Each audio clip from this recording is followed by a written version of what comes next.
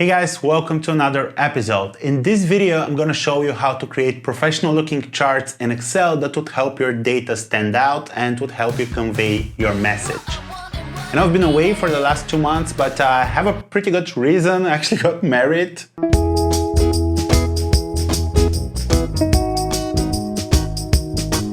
If you've been watching my videos for a while, you probably know about Magnimetrics. It's an app that we recently launched that helps you automate your financial analysis and pretty much translate your financial data into meaningful insights to support your decision-making process. Just want to take the opportunity to thank each and every one of you that has tried it already. We've received a lot of positive feedback, a lot of areas that we can improve, and a lot of feature requests that we are working through. Thank you. And if you still haven't tried Magnimetrics, you can grab a free account to the beta version on the first link in the description below. And by the way, if you're enjoying the content, thumbs up will be awesome and a sub to the channel will be amazing. So let's open Excel and dive straight in.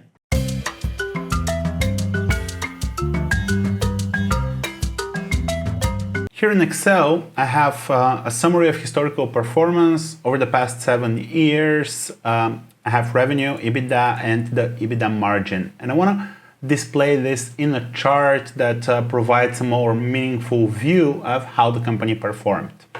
Easiest way to start, let's start with revenue and EBITDA. I'll select everything because I want the periods and the names. Go to Insert, and I'm gonna pick a nice column chart. And we immediately notice a few issues. So Excel didn't figure out that the line was not supposed to be a data series in my chart.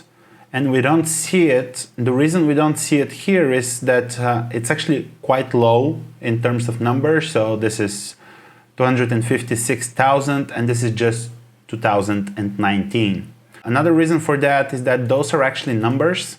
If you press Ctrl 1 and open the Format Cells dialog, you'll see that those are numbers that are formatted to have FY in front of them, financial year, and they're incremented by 1. So what we can do to fix that is let's grab this here and just shrink it. And now we only have our revenue and EBITDA. But the next issue that we see is that we have this empty period here, number 1, and that's because we have a whole empty column over here. And that's quite common, especially in financial modeling. You'd usually leave not 1, but 2 or 3 columns that you can use for inputs, quick calculations, and things like that before you start listing your periods. So let's go ahead, make sure that we're grabbing the corner of the blue selection and shrink that as well. And now we have our chart. It's still a much better representation of the data compared to just a flat table, but it doesn't really look professional. So let's go ahead and fix it a bit. Just gonna grab those lines and hit delete. I never leave them. Then let's change the chart title. You can change it here and just type whatever you want, but if you just select it and go to the formula bar, just press equal and select a cell, enter, and that way my title of my working here is directly translated to my chart. If let's say this changes to 7 years, it's gonna change in here automatically. Okay, the next thing I wanna do is I wanna have my periods listed here. So I'm gonna grab my chart, go to chart design, and then select data.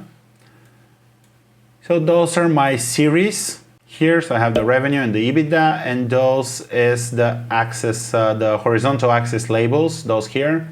Just gonna press edit and select the period names. Okay, and now I have them here. Another thing I want to do is actually want to also show the EBITDA margin because it's probably a better metric than the EBITDA itself. One way to do that is to just extend here, and another way to do it, just press Ctrl Z to go back, is go back to select data and just add a new entry. The series name will be EBITDA margin and the series value be this here. And if I select it like that, it adds it after the one that was here. Just gonna delete that. Okay, and now I have my EBITDA margin. Press OK, and you see that it's here in the legend, but we don't see it. And the reason for that is that we start from 50,000 here, and those are all less than 1. So it's there, we just don't see it. And the way to show it is to put it on a secondary axis. Let's go to change chart type. I'm gonna pick combo, and you see that maybe the margin is already aligned because Excel recognized that it's percentages, and we usually show those as lines. But I just want to place it on the secondary axis.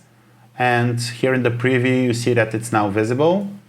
Press OK, and now we have it here. Now let's go ahead and add some labels, because I want to be able to just show the chart and have it like say the whole story. Right click on the series itself here and add labels. Let's move it over to the side because we're going to be working with some menus here. Those are quite convoluted. I don't like them portrayed that way. So select one, right click, format data labels, and this would open the format data labels. And you can go to like all the options from here, but I actually prefer to like right click the item that I'm working with because this gets quite convoluted. Okay, so we are here. We have like colors, effect, size, alignment, and these are the label options and the number options. And I actually want to move them to the center of the columns. And I want to format the number. And what I'll do is I'm going to input my own formatting code, which is going to be pound, or I don't know what this symbol is called, like that. So it's formatted in thousands, and then I'm just gonna add 1 comma, but not list any number placeholders after that. And what this is gonna do is it's gonna ensure that the last 3 digits here are not shown. And then I will also say in quotations K for 1000. Let's copy that so we have it for the others. Click add. And you see that now it just says the number and K for thousands. Okay, let's add some here. Select one of those. Go to the labels, number, and paste the same format code. Add. And I want those to be maybe inside the end or inside the base. Yep, so they're at least aligned. Both labels are kind of hard to read. So what I want to do is I want to grab one of the series. It doesn't matter which one. I'm just going to right click and format data series, or if this is already open, it's going to put me here. And you see this series options gap width. It's currently 219%. I'm going to put it at 50%, put it at 10%. So that it covers the labels. I'm gonna grab those labels up here and just make them white and bold them so they're more visible. And those here, I'm gonna bold. And I'm not sure if the way we left it here, if we go back to the label options, maybe outside end is a bit better because they're closer to the revenue labels and they're all quite visible. Next thing, let's select the line up here for the EBITDA margin, and let's add, instead of add data labels, let's add data callouts. What we'll do here is once we select the callouts and go to label options, I'm gonna remove the category name. I don't need it. I just want the percentages. I want them to be above. And I also want to change the formatting.